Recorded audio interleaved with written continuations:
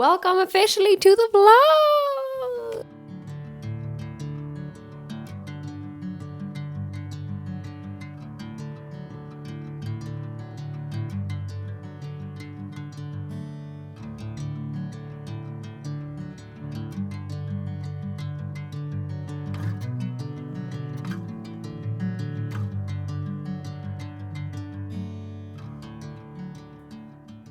I actually didn't think we were going to end up recording another reading vlog ever for YouTube, but here we are and we have a mission. Let me tell you guys what the current situation is. I believe I would have already done a voiceover kind of explaining what the plan is for this week and the fact that obviously I have a very busy work week ahead and I need to make sure that my mental and physical health doesn't deteriorate whilst I am working nonstop and I'm putting a lot of pressure on myself. I'm doing a lot of socializing, all of the things that come with a work event like this that is pretty intense and over a very long period of time.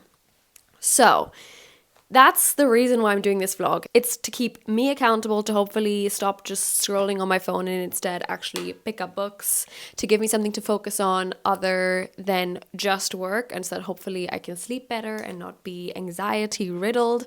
So that is the plan, and hopefully we can provide some cozy reading content at the same time for you guys. So I would call that a win-win. I don't know about you. So let me give you an update as to reading-wise where we are currently.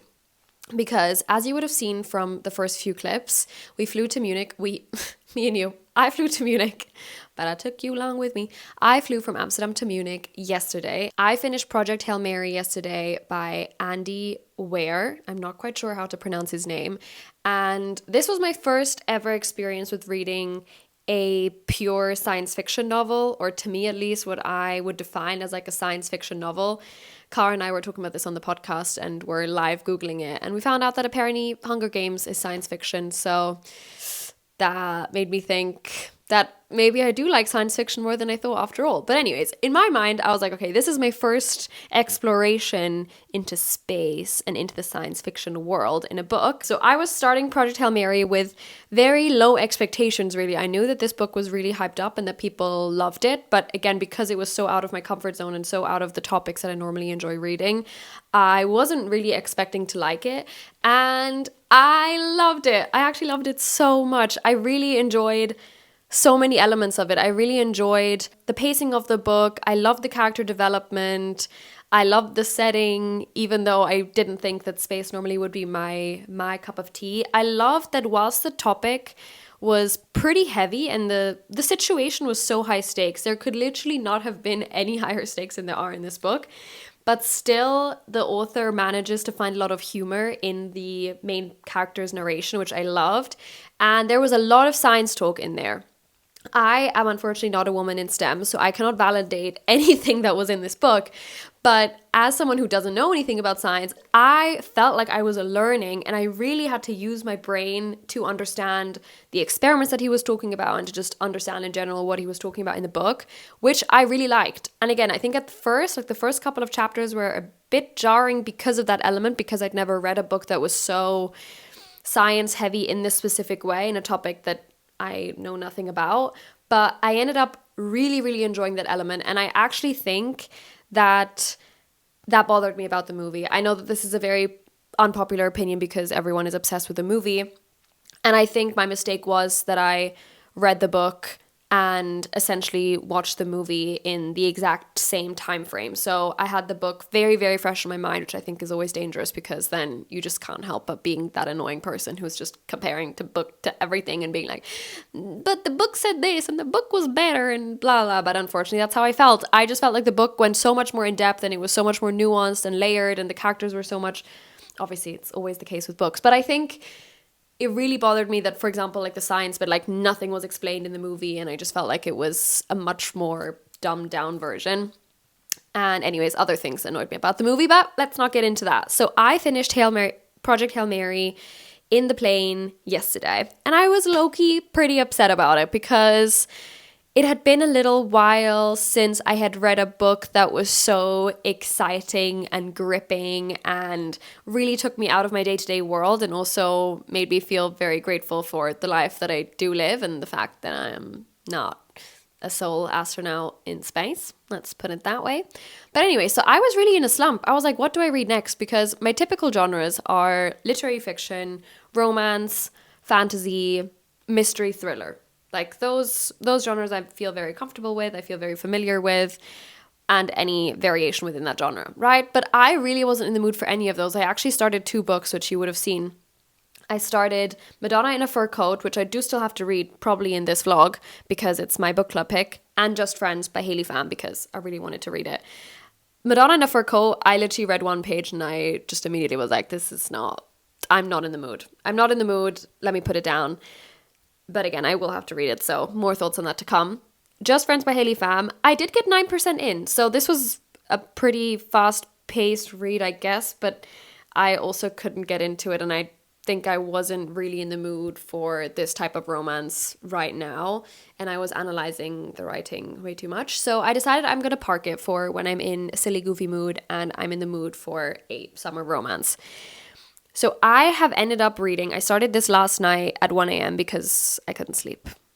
I have started Recursion by Blake Crouch. I have heard about this on one of my favorite booktubers' YouTube channel. Her name is Ashlyn Kaylee is her YouTube username, but I'll put it on the screen because I don't really know how to pronounce her, but I love her videos. And she also read Project Hail Mary, and she was kind of the one to inspire me to actually pick it up because I don't agree with I don't agree with 100% of her book taste, but with a lot of it. And I think that is pretty rare for me to find with booktubers or people recommending books in general, because obviously it is so subjective. So when she said that she enjoyed Project Hail Mary, I was like, okay, I trust you. Let me read it. Lo and behold, I loved it. So here we go. We're following another one of her recommendations, Recursion by Blake Crouch. This is also a sci-fi novel, so I'm continuing in that vein. But apparently it's also a bit of a thriller sci-fi novel, which I didn't even realize was a category in itself. And I am now 16% in. I'm on page 50. And the time has flown by reading this book. The story is very, very intriguing. Let me give you a very brief synopsis. I have trouble keeping my thoughts brief, but here we go. So, we have met 2 characters so far. They're called Barry and Helena, and they're living in 2 different timelines. So, Helena is in 2007 at the moment, and Barry is in 2018. The book starts... God, I'm sneezing so much. I fear I'm getting sick, and this is a big, big problem because the event hasn't even started. So, this is also what I was overthinking about when I couldn't sleep until 4 a.m. in the morning, which was a big problem. But anyways... Also for context, the event starts tomorrow. So this is the last day that I have to prep everything. I'm going to go to the location in a bit. I have a lot of work to do today, but I did make some time to read this morning because that was essential. And hopefully I'll also have time to read tonight because I desperately need an early night and I need to rest. I need to be fit for tomorrow. Anyways, back to the book. So we've got Barry and Helena. It starts with Barry, who is a policeman, and he has his own personal tragedy that we've very soon found out about, which is so incredibly sad. But anyways, he turns up to a building where he was called, and a woman is wanting to commit suicide because she has this disease which is currently going around, which affects your memories. And I think this is so interesting. I've never heard of a concept like this. It affects your memory in that your real memories get replaced with these black and white fake memories of a different life and of key moments of your life that you then think are real. Essentially just like trips out people because they have these memories of this whole other life in which they're married or they have kids. That was the case for this woman, but they're not real. And when for example, she went and tried to find her husband in her fake memories, but obviously that husband in real life has a completely different wife and a completely different story. So this is, at this point in time where I'm at, this is still a pretty rare disease, but it is spreading and they can't figure out yet how it is spreading. It seems to be roughly through contact, through people being in someone's group, then they're likely to also be affected. And essentially, it affects memory. And memory is a key theme in this book. Helena, who's a scientist, she is working on this chair device that is supposed to, and bear in mind, this is in the past, so I'm obviously trying to think ooh, what's happening here? or what happened here. She's working on this chair device that can store and replay memories for people, specifically if they have Alzheimer's, for example, because her mother has Alzheimer's, and that's one of the reasons why she's very passionate about this topic. Obviously, it's super interesting so far because the memory topic is hugely fascinating. They're talking about what is perception, and in one of Helena's chapters, she was talking about that the fact, like, is the present even real? The fact that even right now, like, I'm now, you know, touching this cup, I am taking a sip of tea, which I didn't really, but you get my gist. And the fact that we perceive something as the present moment, but in actual fact, it's already the past, because different stimuli actually reach the brain at different points of time, like your taste, your sense of taste, your sense of smell, your sense of sight, and your brain is clever enough to kind of pull it all together and send you that information at once, so you are able to experience it as one moment, as all as once, and as the presence, even though actually there's like around about, I don't know, a 0.5 second delay or less. Don't quote me on that, but there is a delay. To me, the book feels a little bit philosophical as well, because we're talking about, you know, what is real, what makes a person. Is it the memories? And obviously memories are such a core part of making us know who we are and knowing who our true friends are. And anyways, very, very interesting so far. I'm really enjoying it, and I'll keep you guys updated. Now I will go to a cafe. This is only my second time in Munich, so I've saved some cafes on Google Maps, and I will do some exploring and work from a cafe. I need to go to the site and check out the location. And then I need to do grocery shopping, because I was very clever and booked myself into this very cute little apartment hotel, which I actually really like. But that also means that I can get groceries, or I have to get groceries, because I literally have no food in this room whatsoever. And I do want to cook tonight, and I want to be able to like make coffee. Haven't had coffee yet. That's crazy. I normally have coffee like first thing in the morning. So it's also a pretty great day. So let's see. But I think it's just going to be cozy vibes. You know, this is the calm before the storm day. Let's go.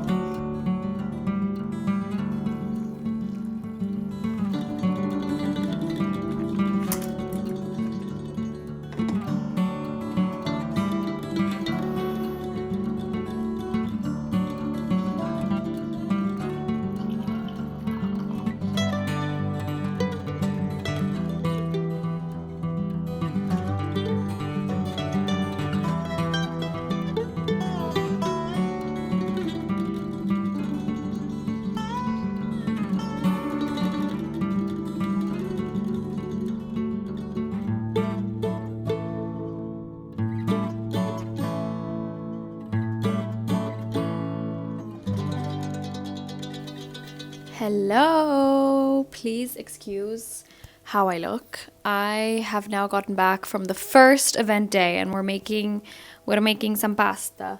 It is right now, 9:15 p.m. So tomorrow it all starts over again. I have done so many steps. I've been on my feet all day, but all in all, it went really well. So I'm happy. And it was great weather, so that was really helpful. I don't think you guys care about my event, do you? But anyways, this is my context. So I'm very excited for my plate of pasta. We are making pesto pasta, aka the easiest dish that a girl could make, but also the most delicious. We've got some nice Parmesan flakes here as well. And I actually need to try the pasta. But anyways, I thought I'd give a bit of a reading update, because we did do some more reading this morning. And whoa, it was crazy what happened this morning. I only had maybe 20 minutes tops to read, but I was so locked in. I obviously don't want to give any spoilers, so I can't say what happened, but something huge happened which I didn't exist. We essentially got like 2 big plot twists. Maybe even, let's say 1 twist and 2 crazy developments of things that happened that I did not see coming. And now we've entered, I feel like a new stage of the book. almost, because now I have no idea where it's going to go. And it's developing completely differently than where I thought this book was going. But in a way where I'm like, wow, I am locked in. I am so locked in. I'm so interested to see what's going to happen. And because it's also so suspenseful, I think it's the perfect book to read when I have a lot going on anyways. That was it for me this evening. I'm now going to finish making my pasta, and then I will definitely also read before going to sleep, because it's simply a must.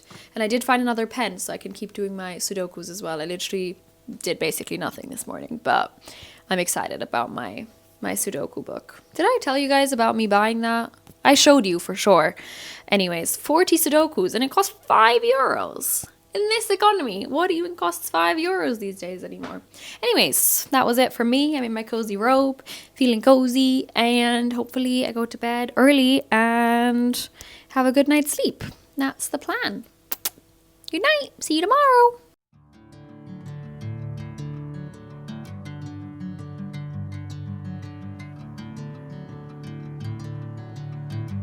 Ready to go.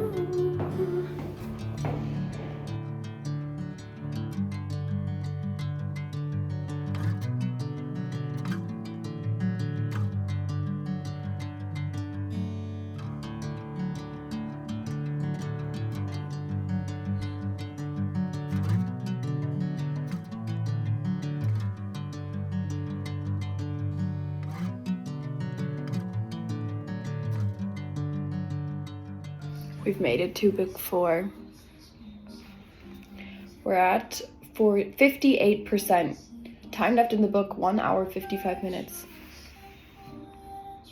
Something big just happened. I mean, at the end of every book, something huge happened and something really big just happened. They just did something crazy. And I have no idea how it's gonna end up, because something real bad happened to our main character, and I don't know how they're gonna salvage it. I hope that I'm sure they are gonna. Well, one of our 2 main characters, something real bad happened to him. The other one, we don't know what happened. It's very intense. Also, at the beginning of every little book, there is a quote, and I actually really like the quotes that they've picked. This one is, "He who controls the past controls the future. He who controls the present controls the past." That's from 1984, George Orwell. I'm like, this is so true. So freaking true. Speaking facts, this book is okay. We're back. Let's begin.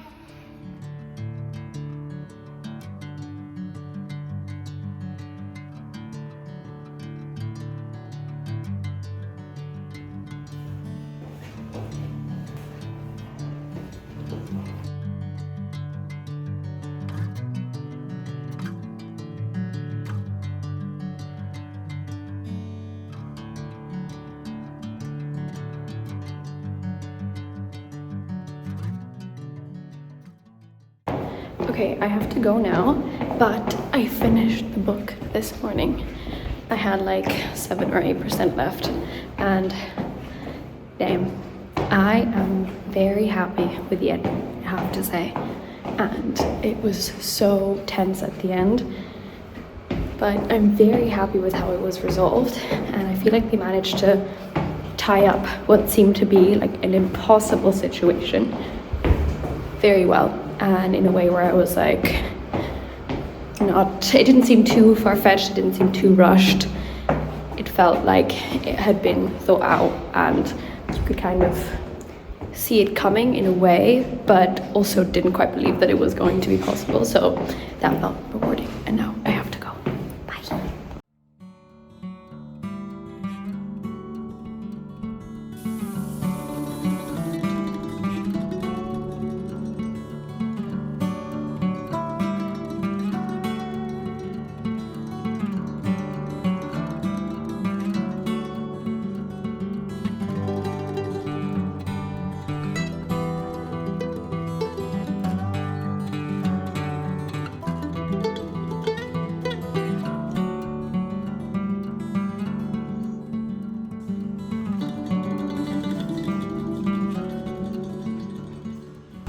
What's your first impressions of Munich so far? Solid 8. Solid 8? Yeah. Out of 10? Yeah, so far so good. Okay then.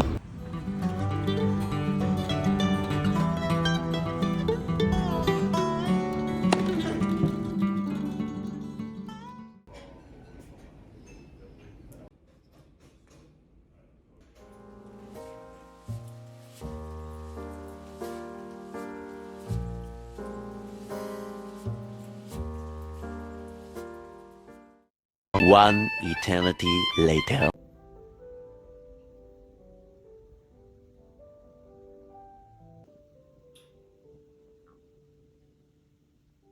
Hello, and we're back. We have traveled through space and through time because it is, I think, about a week after, maybe even later, maybe even more than a week has passed since I did my last talking clip. And last time you saw me, I was in Munich in my little apartment hotel. And now, I don't know if you guys can tell, but I'm in a different environment and I'm back at home. I actually got back a couple days ago.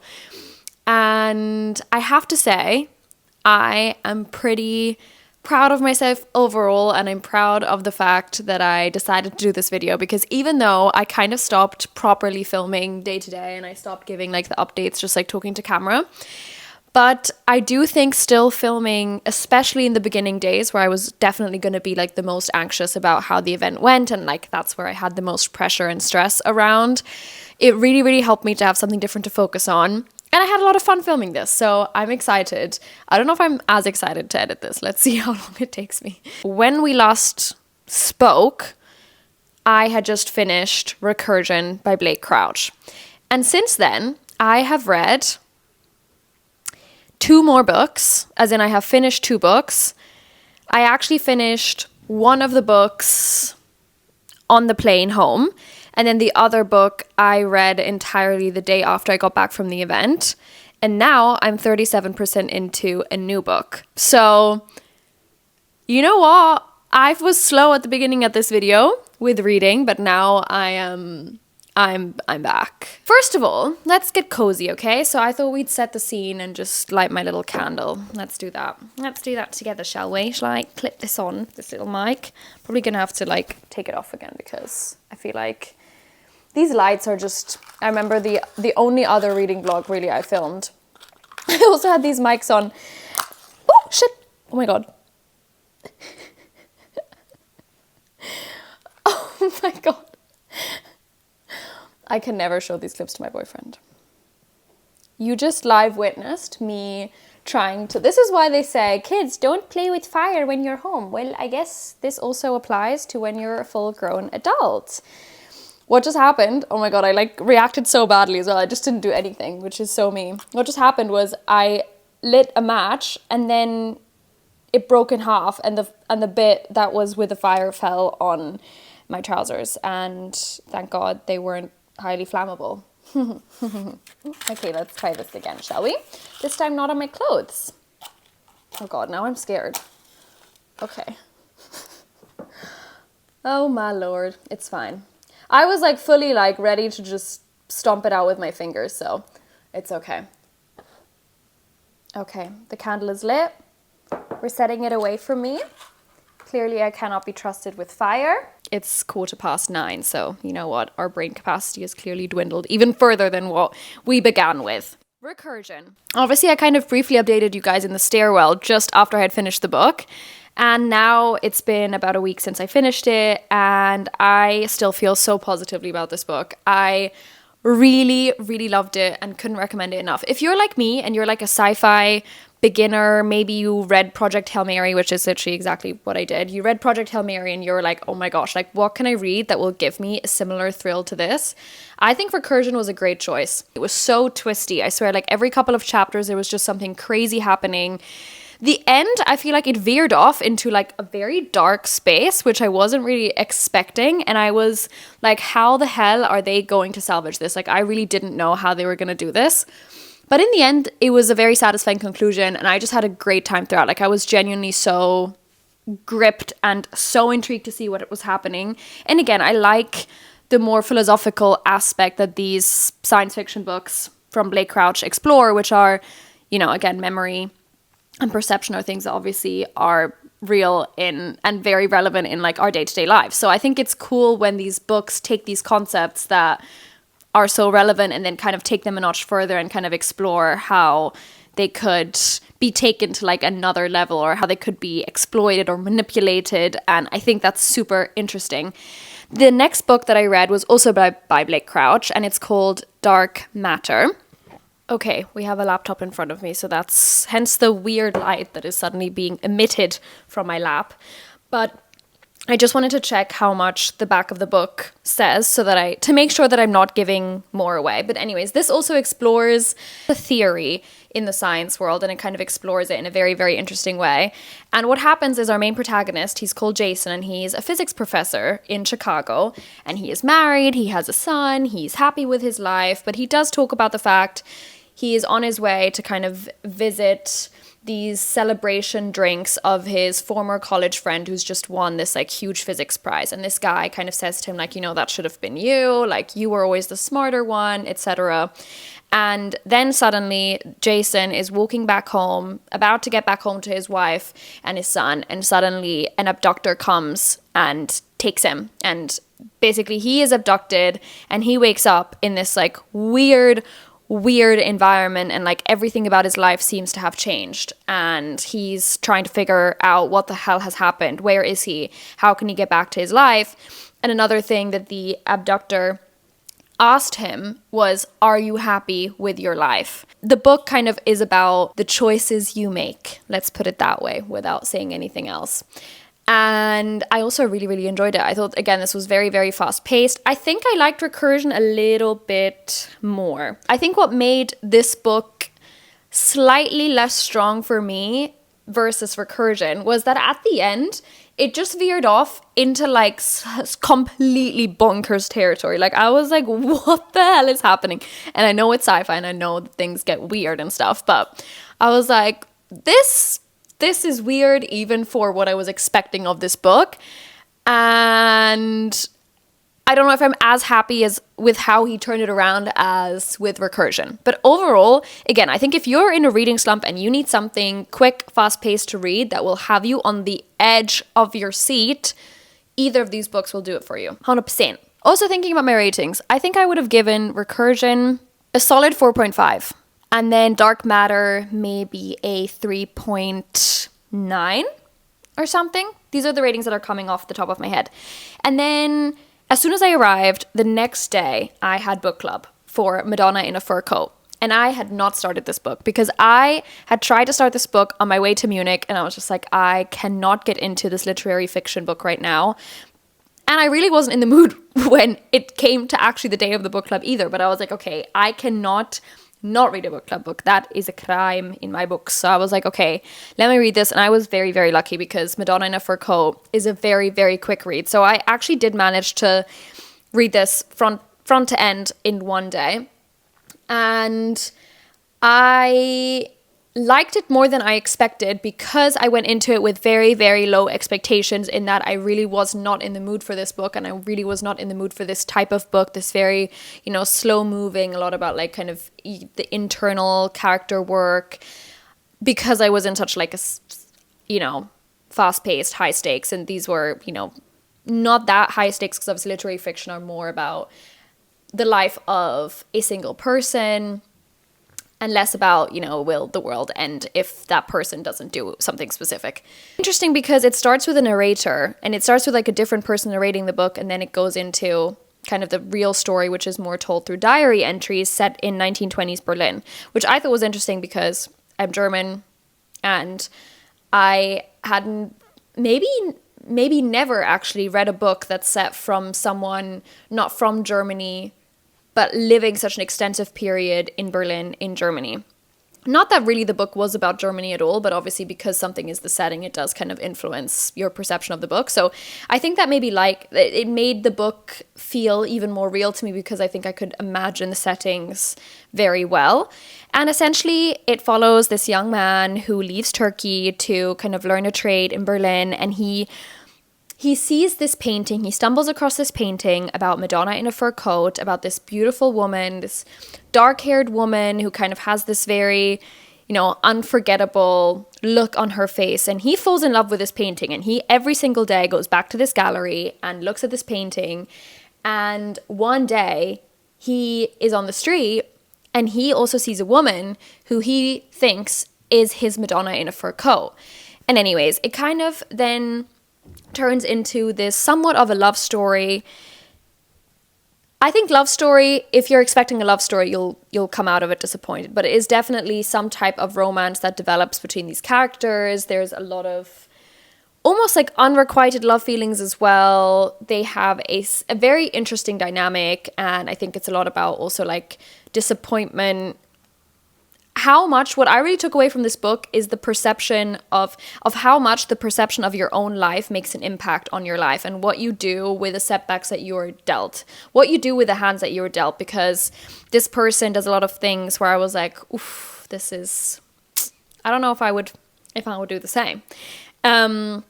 And my book club, for the most part, did not like this book. I think the main issues that everyone had was that they couldn't really emotionally connect with the characters, and they found them slightly frustrating. And also the writing to be slightly misogynistic at times. This was written quite a while ago. This was written in 1943. So I'm sure that also, society has changed by then, and you need to take that into consideration. I did think some of the things that were written, I don't know, I feel like we're a little bit antiquated ways of looking at a woman, but I don't think that would have made or broken my experience. Make or break, you guys get it. I was talking a lot about, you shouldn't just judge a book or a person by its cover, and sometimes, a lot of the times, the people who seem the most quiet are actually the ones who have the most interesting inner lives, and that essentially you should never, judge someone too quickly. And I thought that as a concept is very beautiful and very true. It also had some really interesting quotes about love. I don't think I really agreed with the way that love was described in this book, to be honest. For example, there was one quote, which this is not a spoiler. Once you have seen someone as she truly is, once you have accepted reality stripped bare, it doesn't matter who she is, intimacy is no longer possible. Which I don't agree with at all. I actually think intimacy is, if anything, it's the opposite. Intimacy is only possible when you do strip bare. There's a couple of things that I highlighted, but I want to share one quote, and that's where we're going to end this little recap. The pain of losing something precious, be it earthly happiness or material wealth, can be forgotten over time. But our missed opportunities never leave us, and every time they come back to haunt us, we ache. Or perhaps what haunts us is that nagging thought that things might have turned out differently, because without that thought, we would put it down to fate and accept it. I think that is pretty interesting. Oh, okay, one other quote, and then I'm done. This is all about him experiencing a moment and living in the moment, which I think is something that I need to get better at. So I highlighted this quote to remind me of this perspective of living in the moment. Rejoicing in every moment, finding a lifetime in each and every one, in the knowledge that these moments were revealing themselves to me as to no other. Pretty beautiful. So overall, this book, again, it was so short. So I feel like if this book had been longer, I think it would have bothered/bored me a little bit. But because it was so short and I read it in a couple of hours, I could get over the fact that the first 30 to 40%, I literally wrote in the group chat, like, where is this going? What is the point of this book? Because of a narrator starting the story, and it doesn't even start with our main character really telling his story yet. For a lot of it, I was like, why, where is this going? I'm so confused. What is the relevancy of like any of these characters? But it did find a point at the end, and I did not hate it. I would give it a 3 point, either a solid 3 stars or a 3.2 is how I'm feeling right now. So that's where I'm going to end this reading vlog. I have no idea which of my clips is going to make it in. If this clip is even going to make it in, I've now been talking for over 10 minutes. So this will definitely, editing Leo will cut this down. I'm really intrigued whether I made a semi-watchable vlog out of this. Thank you guys for spending so much time with me. If you liked it, maybe you could comment, like, I don't know what these YouTubers say. Well, I do, but I just don't know how to properly say it myself. You know what I mean? Subscribe in the hopes that I will ever post another vlog, and I'll see you somewhere on the interweb.